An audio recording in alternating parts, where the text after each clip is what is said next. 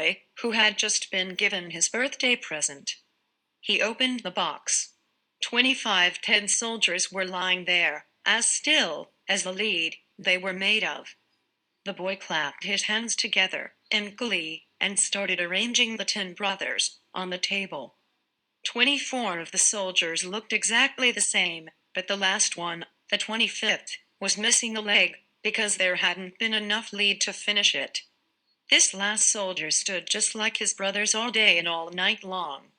The only difference was that he only had one leg. Night came, and the tin soldier could finally take a look at the other toys. They were carefully organized and each had its own place. His eyes fell onto a paper ballerina, who was also standing on one leg.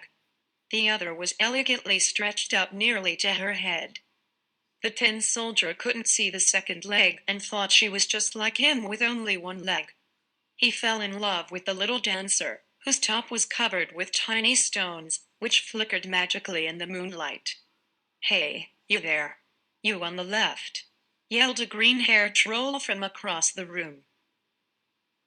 The tin soldier couldn't understand who he was addressing, but the troll spoke again. "Take your eyes off the ballerina right now. Haven't you seen a ballerina before? Don't you even think of getting any closer to her tomorrow when the boy plays with us." But the tin soldier didn't pay any attention to what the troll was saying. The next day the boy started playing with the toys, and for a moment the tin soldier was so close to the ballerina that he thought he would have the chance to introduce himself.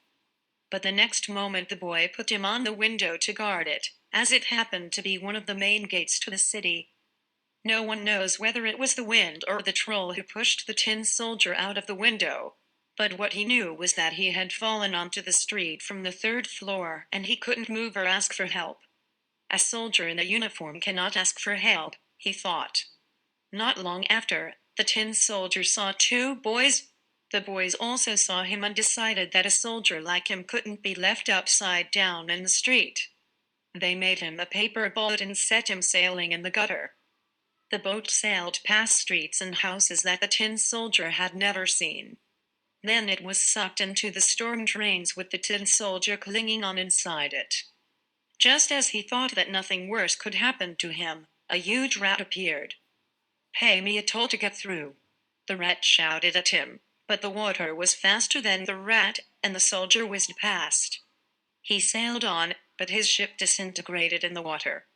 The tin soldier kept on traveling without his boat. Later he would realize that he didn't need it anyway, because the water from the channel flowed into a river. At the same time, a fish was quietly swimming down the river, minding its own business. He noticed the tin soldier and gulped him up at once. This was when the tin soldier started losing any hope of ever seeing the ballerina again. Luckily it was the season for fishing and fishermen were waiting around every bend. One of them caught the fish which had the tin soldier in its tummy and went to the market to sell it. When they opened the belly of the fish, the tin soldier found himself in the house he had fallen out of. After he was carefully washed, he once again stood happily on the tabletop in front of the ballerina. Unfortunately, his happiness lasted no longer than a few seconds. The boy was angry at the tin soldier because he thought that the soldier has deserted his post, and so he took the tin soldier and sent him right into the fire. Just as the soldier had started feeling the heat from the fire, fresh air rushed into the room and the ballerina was blown into the fire with him. The tin soldier man was happy to see her again, even thought it was a short glance. After that, only her sequins were left to shimmer. The tin soldier followed her and melted in the heat, looking at the glittering sequins. The next morning the maid took the ashes out of the stove and found a small tin heart in the ashes.